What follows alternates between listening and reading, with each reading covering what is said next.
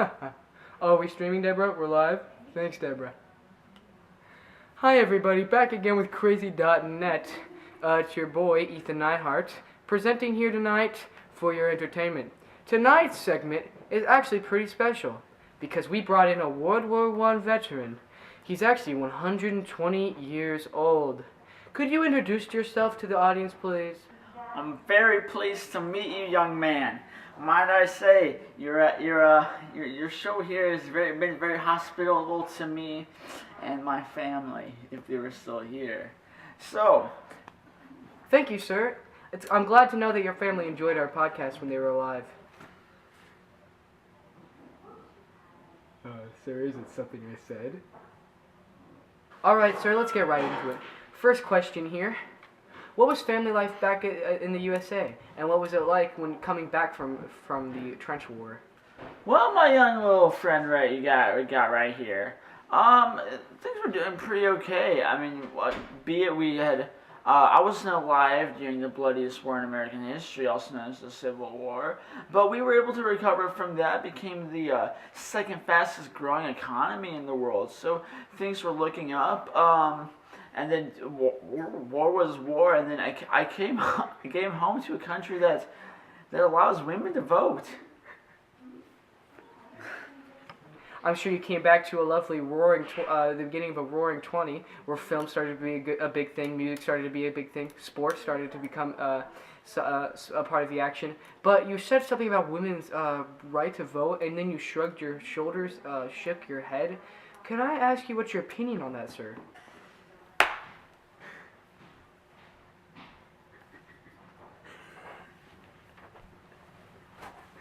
Sir?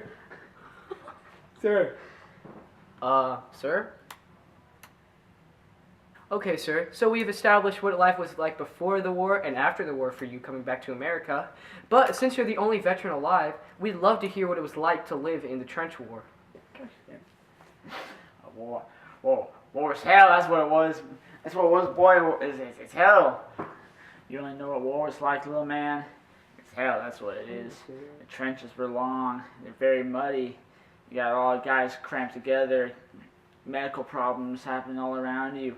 It's just trench foot, gangrene. You know what gangrene is? You ever seen gangrene with your little eyes, little man? No, you haven't.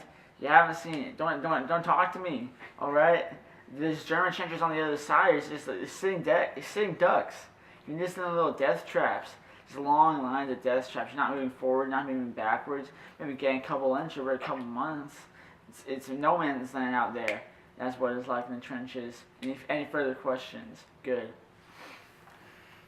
Yes, sir, I do know about some of the conditions that you guys actually faced in the trench war.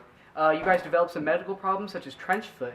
I read that soldiers were encouraged to wash their feet regularly and often had their feet inspected for trench foot. Oh, my bad.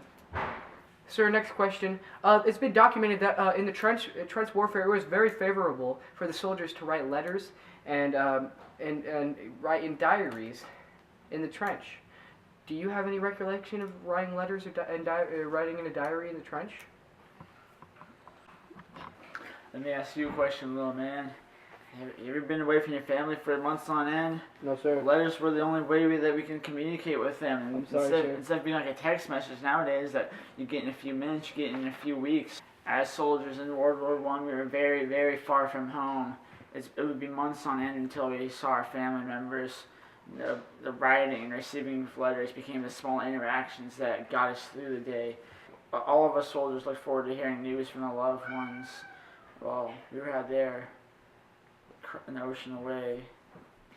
Diaries and journals such as this one were the only ways that we could really keep track of our experiences during the war and let the loved ones back home know the hell that we were going through. Indeed, a great way to communicate with your family members and keep your experience and feelings documented, sir. We also have a question over what it was like to be on watch in the war.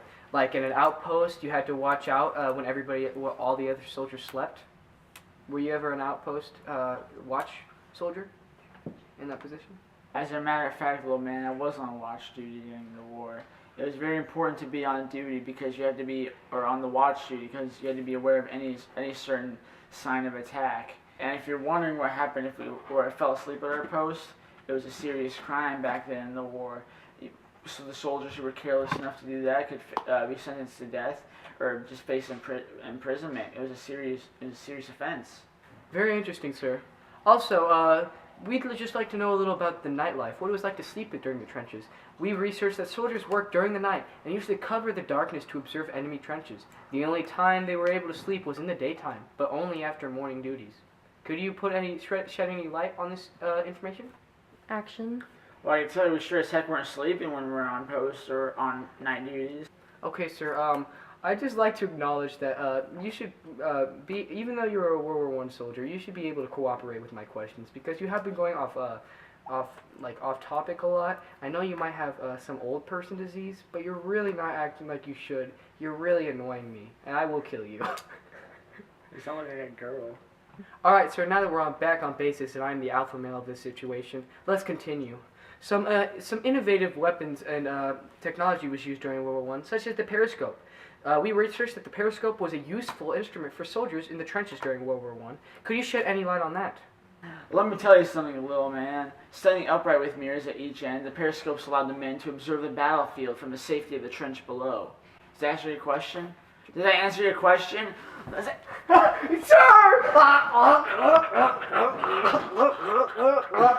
Sir, again, there's no need to be hostile during this interview. I really have no clue. I know your PTSD could be coming into play, but I promise I'll do nothing. I'll do nothing to trigger this. Okay?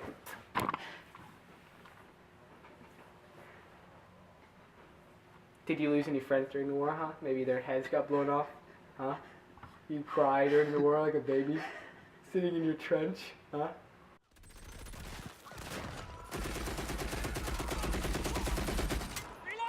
Hurry up, Rosenfeld, I need you! Shit!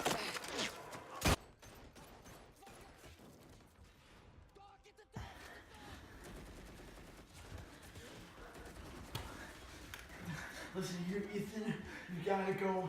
You're closing in on us, and if we don't leave, this is our last chance, little man. We gotta go. I'm scared. Come on now. I can't. I gotta see my family. I can't go out there and die. If we don't leave now, this is the last chance we'll get to see your family, Ethan. Ethan, come on, we gotta go. No. Ethan, come on, we have to go, buddy. Ethan. Ethan. Oh no. Ethan. No.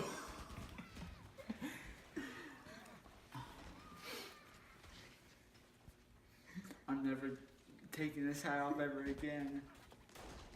Alright, sir. Additionally, with the trench warfare, we researched that soldiers often had to do really dirty work. Soldiers found themselves working in dirty and unpleasant conditions, especially when the weather was bad, such as when the dirt turned into mud from rain, or it was snowing and it was very cold and the mud began to freeze. Can you just describe a little of your dirty work per se?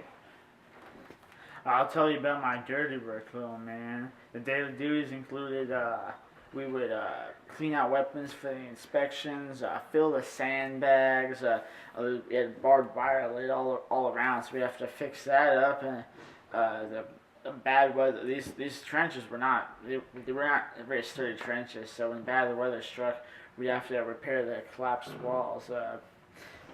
So during the time of the war, the trenches would be filled with freezing cold water. It often flooded the entire trench when you got one of those big cold rainfalls. It was bad. Very interesting, sir. We've also done some more research. We found out that something that was kind of surprising to my team and I, we found out that dogs were a common sight on the front line.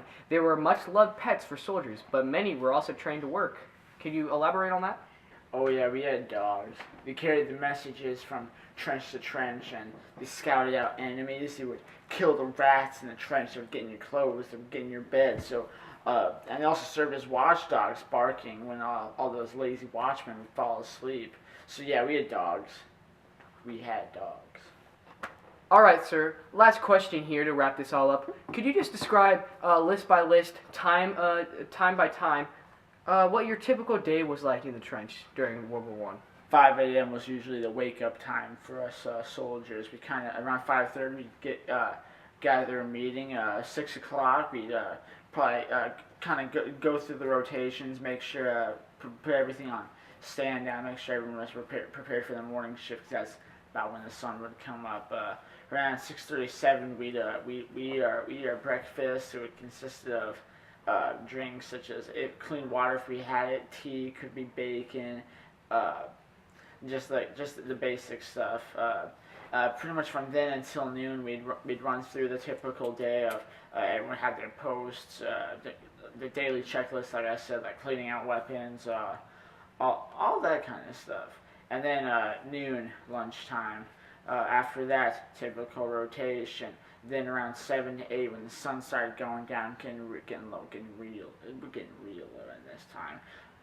Night people begin to take their shifts. This would rotations would be as scheduled, and people best hope we don't fall asleep. That's about what a typical day was like. Any more questions, little man? In fact, there's no more remaining questions from me, sir. Thank you for coming down to that'sawesome.net today.